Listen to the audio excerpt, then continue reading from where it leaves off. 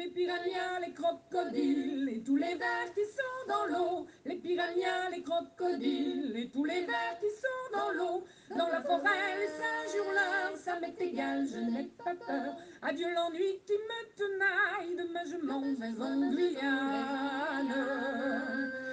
Olá, bem-vindos e bem-vindas à 10ª aula do curso Introdução à Literatura da Guiana Francesa, História, Gêneros e Temas. Eu sou Marcelo Brum e o nosso assunto de hoje é a poesia na Guiana. A partir de uma divisão didática, nós podemos entender a poesia na Guiana em 3 fases, né? Então nós temos primeiramente aqueles poetas do século XIX, que seriam os precursores. Nós temos a figura quase isolada de Léon Gontran Damas. E depois nós temos todos aqueles poetas que vieram a partir do trabalho de Damas, né? Mas ainda assim aqui nós temos um problema, né? Como toda a literatura da Guiana, a poesia também ainda é velada, né? Então nós podemos fazer um levantamento de autores, mas alguns acabam ficando para trás. E aqui eu trago, por exemplo, aqueles autores que tinham por hábito fazer publicações em jornais, né? Publicações em periódicos. Essas publicações esparsas nesses jornais locais, elas não chegam com facilidade até a gente, né? E dentre eles, por exemplo, nós temos Murian, Atuli, Octavio, Weimer, Tarran, Clotilde, Leonardi, só para citar alguns nomes de poetas que são conhecidos, mas cuja obra ainda está dispersa, né? Então, a nossa aula hoje vai ter o foco nas obras daqueles poetas, naquelas obras que nos chegaram, né? E dessas obras, a primeira característica que nos salta aos olhos é que até 1960 a poesia guianense ela imitava as correntes poéticas francesas. E, na verdade, não só a guianense, né? Os antilianos também fizeram isso e parte dos africanos também acabaram fazendo isso, né? Essa imitação, seja ela consciente ou não, ela tinha na poesia francesa como um modelo clássico a se reproduzir, né? E isso fica muito claro quando a gente compara, por exemplo, os prefácios dessas obras, quando a gente percebe os empréstimos lexicais e sintáticos, né? Ou mesmo as questões de prosódia. A língua dessas obras, naturalmente, era o francês, porque era considerada como língua estandarte, né? O creole era tido como uma língua caricatural, uma língua rural, né? Então, expressar-se em francês representava uma liberdade, né? O francês era uma língua estabelecida, uma língua mais cheia de possibilidades, né? Bom, quem eram os precursores? Quem foram os precursores na poesia guianense? Nós temos 2 nomes do século XIX. Ismail Urbain e Fabien Leblanc. Urbain, que nasceu em 1812, né? É um poeta de quem nós temos pouquíssimas informações biográficas, né? Nós sabemos que ele era um mestiço livre, filho de uma escrava, e que muito provavelmente, por causa do Code Noir, que impunha severas limitações da instrução aos negros escravos, né, ele deixa a Guiana com o pai, que se fez passar por seu tutor, né, para ir estudar na França. Então, Urbain vai para Marselha para fazer seus estudos, depois ele volta à Guiana, mas por pouquíssimo tempo. Ele acaba se estabelecendo na França e falece na África. A sua principal obra se chama Le Voyage d'Orient, e que nada mais é do que um itinerário geográfico, né, das suas próprias peregrinações interculturais. Então, Urbain discute muito, por exemplo, as diferenças entre culturas negras, né?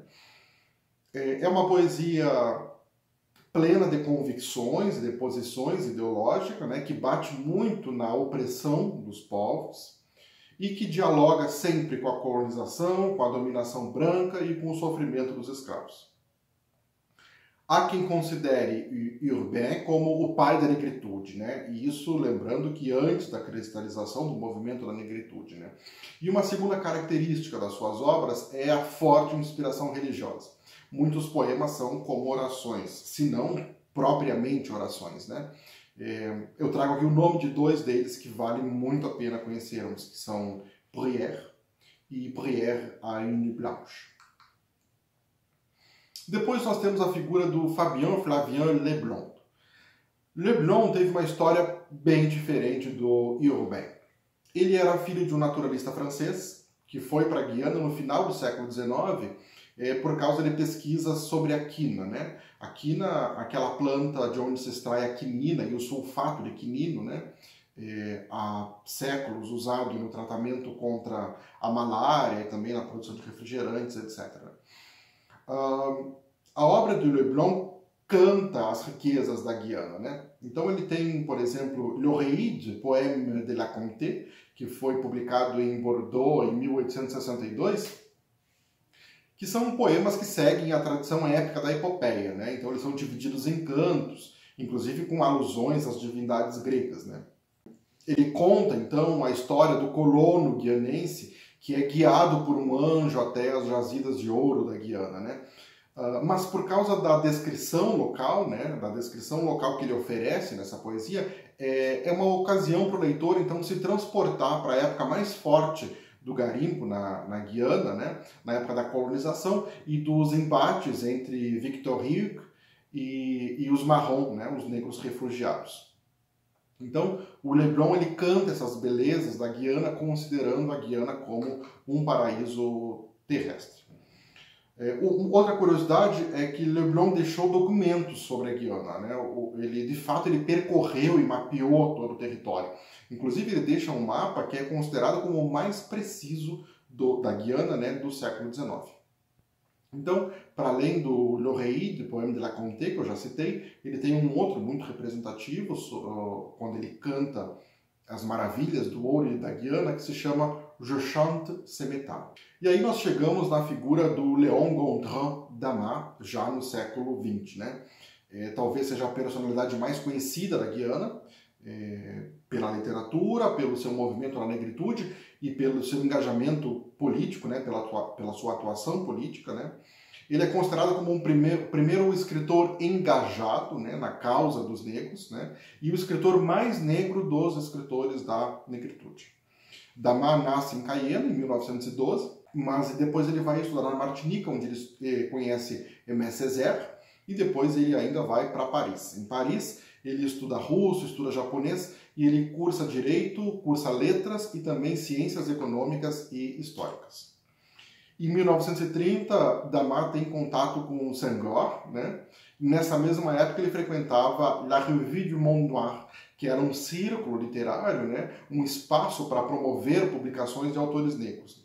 Então eles promoviam redes de contatos e eles tinham por interesse divulgar tudo que fosse relativo à cultura africana. Depois, na década de 1940, ele começa de fato a sua carreira política, né? E nessa época, claro, o movimento na negritude já estava bem sistematizado. Além de poeta, Damas foi um contista muito hábil, o que tem uma importância muito grande para a oralitura, porque através dessas obras se consegue um resgate e um registro das literaturas orais, né? Características da obra de Damas. Se inscreve nas convicções da negritude, né? Ou seja, confirmação e defesa de uma identidade negra. Esses textos eles reivindicam a negritude, né? E eles declaram o seu inimigo, que é o sistema colonial e a política de assimilação. Essa política de assimilação, de aculturação, Damas considerava como uma nova espécie de colonialismo. Então, em Damas, nós temos uma poesia de revolta, uma poesia de denúncia, sobretudo contra o poder cultural. Agora, nós precisamos fazer um parênteses, né? A obra do Damas foi tão significativa, né, que ela foi inspiração para a maior parte dos poetas guianenses, né? Então, o Damas chega a ser considerado como o responsável pela conquista da dignidade humana na Guiana, né? Tamanha a percepção que se tem sobre a obra dele. E mesmo aqueles poetas que não se entendem escritores da negritude reconhecem a importância de Damas e da sua obra. Nós temos algumas marcas da poesia de depois de Damas, né, que são atribuídas à própria obra de Damas, né? Eu trago aqui 5 delas como exemplo, embora isso possa ser expandido, né? A primeira é uma busca identitária. Depois nós temos uma necessidade de retomada das fontes. A poesia de revolta e de mal-estar. A esperança, em oposição a essa revolta e mal-estar. E a relação do poeta com o seu povo, né? Então, essas marcas vão ser encontradas nas obras dos poetas que se seguiram a Damas. Quanto à busca identitária, eram comuns as perguntas: quem somos? O que é ser negro? O que é ser guianense? O que é ser crioulo? Né? Então, esses poetas, eles discutiam essa história vergonhosa e de humilhação, né?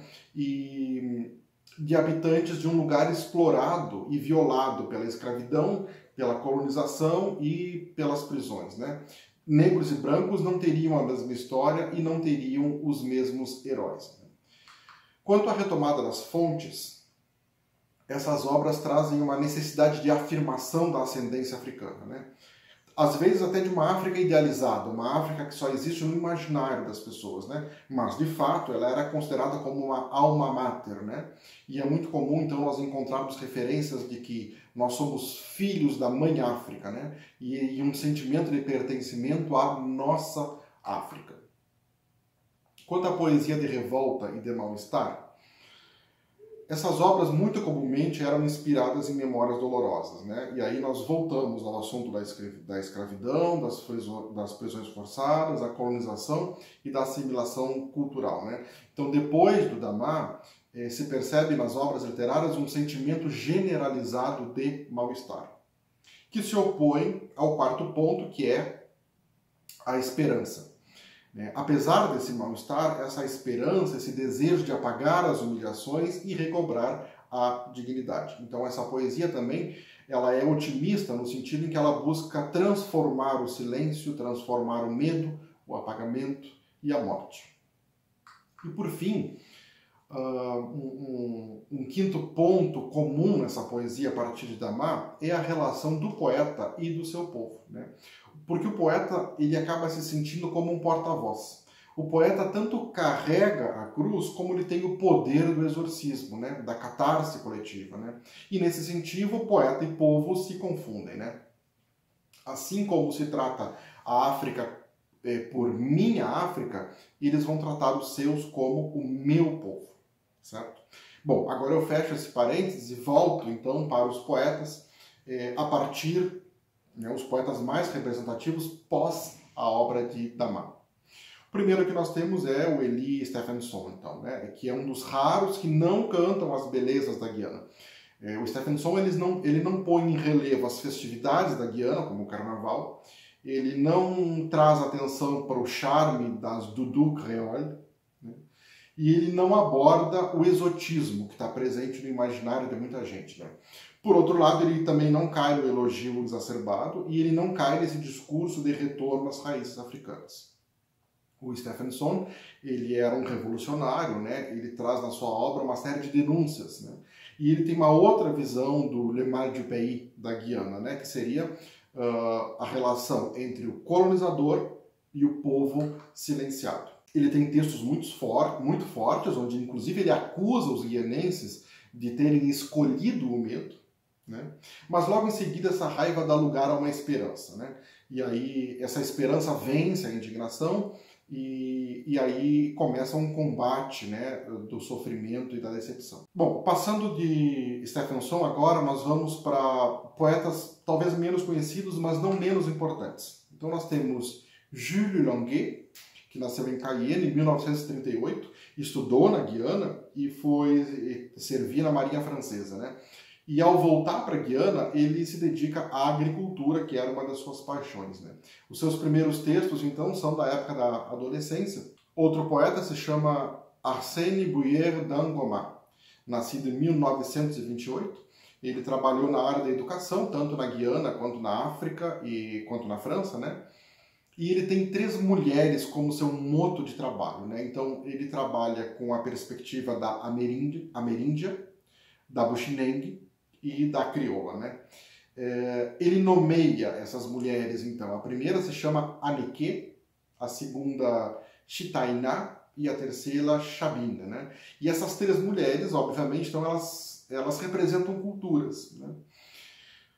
O Dangoma, ele tem uma obra que é considerada intimista.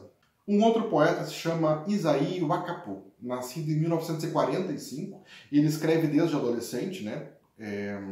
Mas ele tem uma vida profissional em outra direção. Ele foi incentivado a escrever por Serge Patient, e na década de 1980 um incêndio destruiu toda a sua produção, né? E foi somente em 1992 que ele recomeça com a publicação então de Jungle et Savane. A sua obra é considerada simples, relativamente simples, mas nela estão presentes o amor à Guiana, as discussões de identidade cultural, o amor às mulheres, né, e o destaque a personalidades locais. O Akapu tem 2 poemas premiados que se chamam Ode à Guyane e Découvrir la Guyane. Por fim, nós temos Eugénie Roser, uma poetisa nascida em 1950, que estudou na França e nos Estados Unidos. Ela é professora de inglês em Cayena, né? Uma grande incentivadora da vida cultural em Cayena. Ela trabalha em prol da Associação dos Amigos de Damas, criada em 1978, que é uma associação que publica uma revista chamada La Torche, né? Que é um meio de divulgação de obras de escritores guianenses, mas que também abre espaço para estrangeiros. Enfim, aqui nós temos então um panorama dos escritores que se dedicaram à poesia na Guiana. Como eu falei, existem outros, é claro, né? Mas um recorte é necessário. É uma pena que não dê tempo da gente trabalhar essas características todas junto com as poesias, né? Para a gente perceber na prática, para a gente exemplificar os pontos aqui levantados, né? Ou mesmo para consumir mesmo essa poesia como produto artístico. Mas, só para não passar em branco, eu escolhi uma poesia de que eu fiz uma tradução livre, só para trazer aqui para a nossa aula, né? De um poema chamado Le Noir, né? do Urbain, que está em Voyage d'Orient, e é um poema escrito mais ou menos em 1833. A Negra. Eu sou negra, mas sou bela. O hábito da dor é negro. Quando as suas mulheres choram em luto, elas se cobrem de preto. Eu sou negra, mas a alegria está sentada em mim, com roupas de cores vivas. E se eu choro pelos meus, é a cor branca que me cobre o luto. Eu sou negra, meus olhos nadam num lago como a polpa do coco. Eles brilham como fogo de madeira bem seca. A noite é negra como eu. E como ela, eu tenho estrelas douradas, porque meu olhar cintila quando a volúpia lhes ilumina.